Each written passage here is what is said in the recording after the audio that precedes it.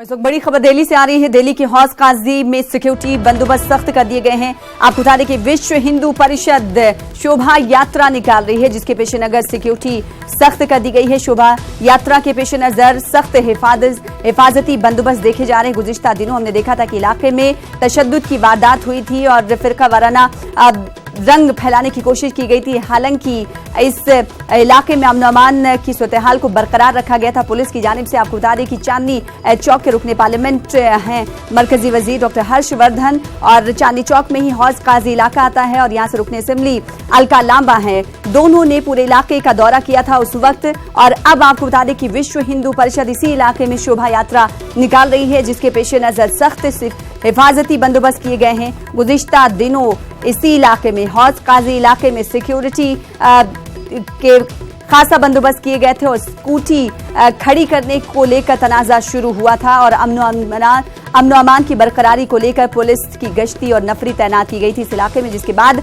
अब एक बार फिर से सिक्योरिटी सख्त की गई इस इलाके में। विश्व हिंदू परिषद इस इलाके से शोभा यात्रा निकाल रही है।